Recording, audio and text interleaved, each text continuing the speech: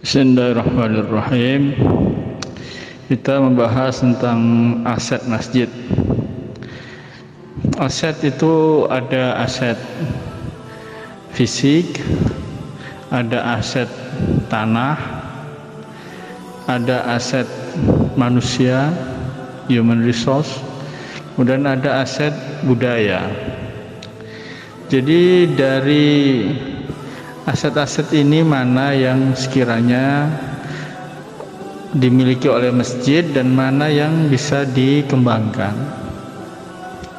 Seumpama masjid punya tanah kosong dengan ukuran yang sekiranya cukup untuk didirikan bangunan sekolah, maka seyogyanya masjid tersebut mendirikan sekolah formal.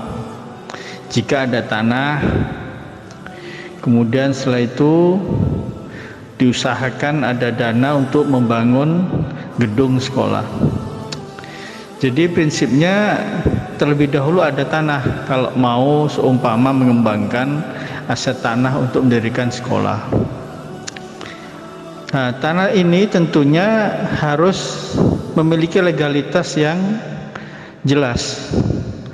Artinya tidak mungkin mendirikan sebuah bangunan sekolah di atas tanah yang sengketa. Maka di sini legalitas tanahnya harus jelas, sebab untuk mendirikan sekolah dibutuhkan izin pendirian sekolah, juga izin pendirian bangunan sekolah.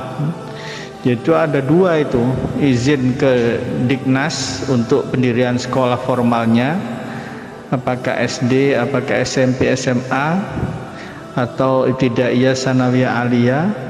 Kemudian izin mendirikan bangunan sekolah, itu juga ada izin sendiri. Kedua-duanya menyaratkan adanya bukti legalitas kepemilikan, apakah itu sertifikat tanah atau tanah wakaf, itu semuanya harus punya suratnya, surat resminya itu. Nah, jadi kalau ada tanah lahan kosong, seyogyanya dimanfaatkan untuk kepentingan masjid.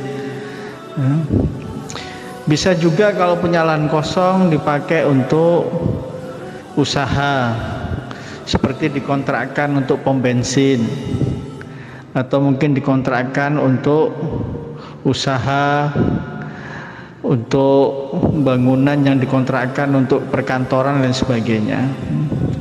Itu silakan dipertimbangkan betul aspek sejauh mana program yang akan direncanakan untuk diadakan itu visible. Visible itu artinya prospeknya bagus.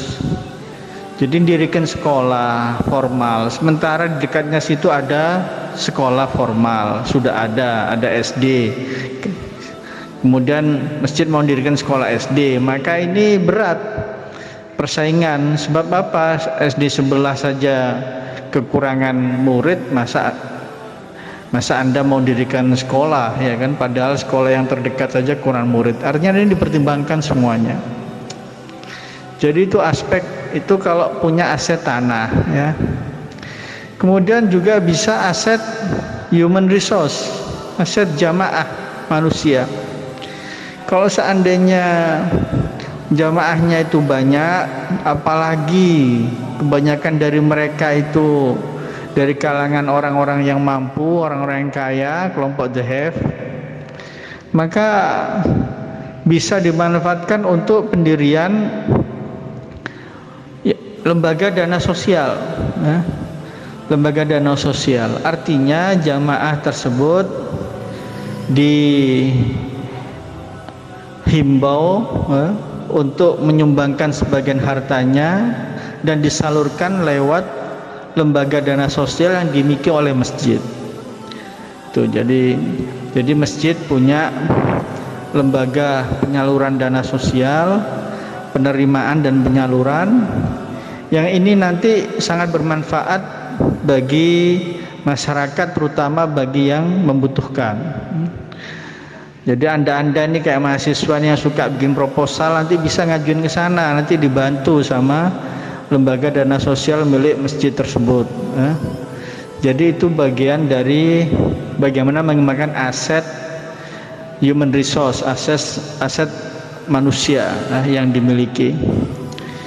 Seandainya human resource atau aset manusia ini secara ekonomi tidak tergolong dari kalangan yang kaya atau kalangan yang biasa-biasa, ya dari sisi keaktifannya itu yang dikembangkan.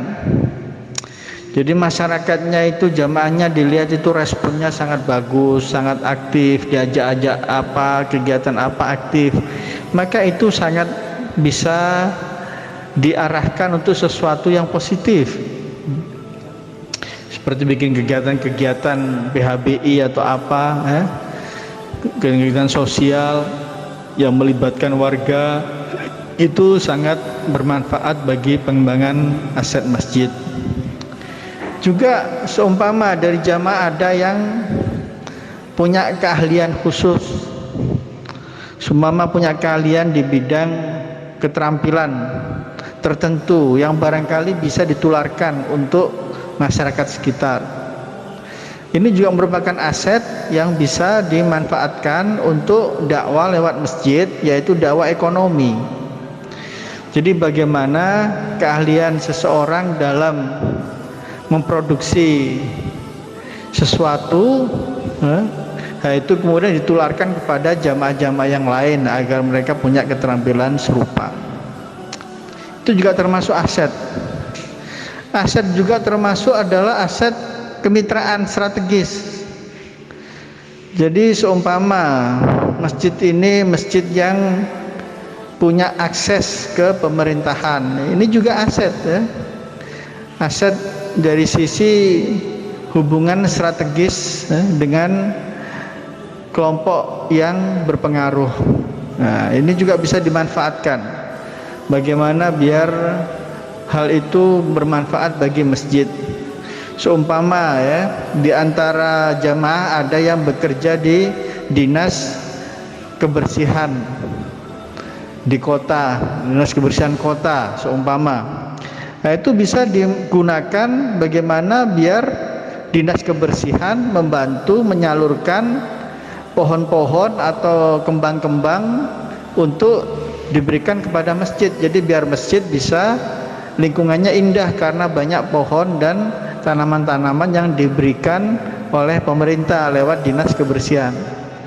Nah, ini juga termasuk dalam pemanfaatan aset jamaah.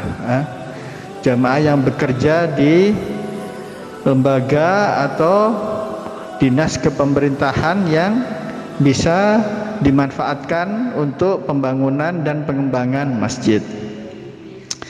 Termasuk juga di antara aset adalah aset budaya.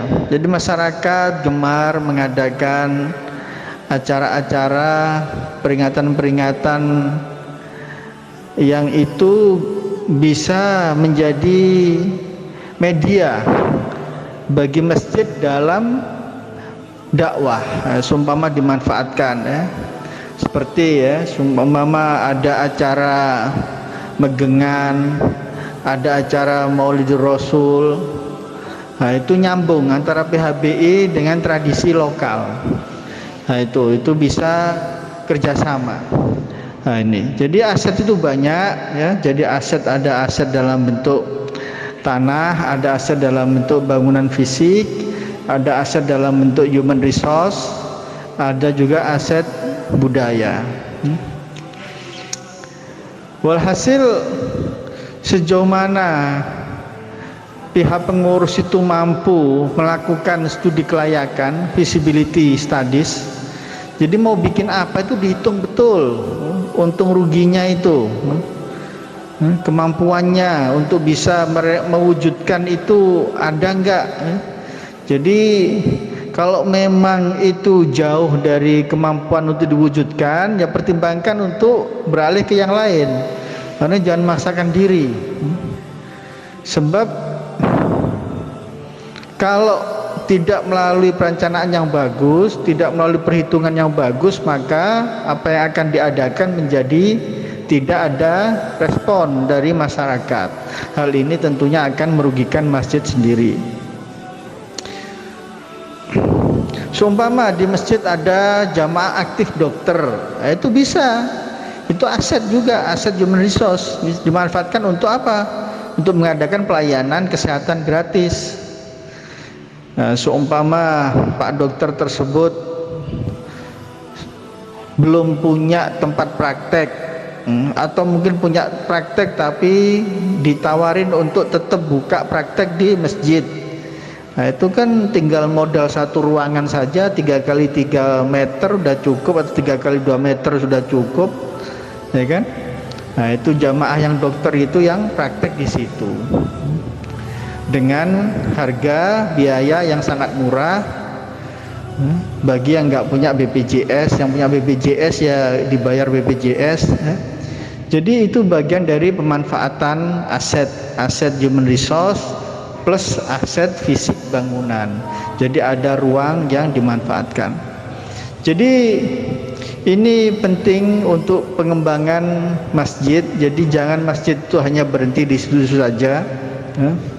Dulu saya pernah menyampaikan kegiatan masjid itu minimal apa yang ada di masjid secara rutin, sholat 5 waktu, pendidikan ngaji anak kecil, kemudian juga PHBI, itu minimal. Nah, itu harus dikembangkan ya. Kalau bisa bikin sekolah, apalagi sekolahnya rame, nah itu maju, bagus. Tapi kalau hanya sebatas apa yang ada tadi, itu standar minimal ya. Nah, kalau bisa dikembangkan, bikin sekolah dan sekolahnya maju, sekolahnya rame, banyak muridnya. Kemudian karena masjid ini lembaga sosial, orientasinya harus sosial. Jadi jangan berorientasi ke keuntungan lewat pendidikan, industri pendidikan ya, yang kemudian nantinya tidak ada penyaluran untuk orang yang membutuhkan. Jadi murni industri pendidikan ini jangan. Sebab apa? Sebab ini masjid. Bisa bikin sekolah yang maju sehingga kemudian jadinya mahal, tapi itu keuntungan harus ada sekian persentase untuk yang membutuhkan, untuk kalangan orang-orang yang tidak mampu. Jadi jangan hanya berbangga dengan mampu bikin sekolah yang maju dengan SPP yang mahal, tapi tidak kemudian diarahkan keuntungannya itu untuk sekolah gratis bagi orang yang miskin. Nah itu ya, jadi yang justru yang paling penting bagi yayasan sosial ya yang kedua itu, bagaimana bisa memberikan pelayanan pendidikan kepada orang yang tidak mampu, itu yang lebih utama. Jadi jangan berorientasi ke industri yang mencari untung lewat pendidikan mahal. Nah ini Pak, penting untuk diperhatikan. Jadi seperti itu. Jadi aset ada macam-macam, silakan dikembangkan. Semua masjid yang terkenal itu punya kelebihan dan kekurangannya masing-masing. Jadi jangan terlalu mengunggul-unggulkan satu masjid tertentu, padahal sebetulnya dia lebih banyak diekspos, sementara di sana ada banyak masjid yang diam-diam tidak terekspos tapi punya banyak potensi. Jadi jangan terlalu terfokus pada masjid-masjid yang banyak diekspos sebab masing-masing punya kelebihan dan kekurangan ya. Jadi sejauh mana masjid itu tahu dia punya potensi dan bagaimana dia berhasil mengembangkannya, maka di situ dia mencapai nilai pengembangan pengelolaan masjid yang lebih baik. Saya pikir itu cukup sekian. Akhirul kalam. Wassalamualaikum warahmatullahi wabarakatuh.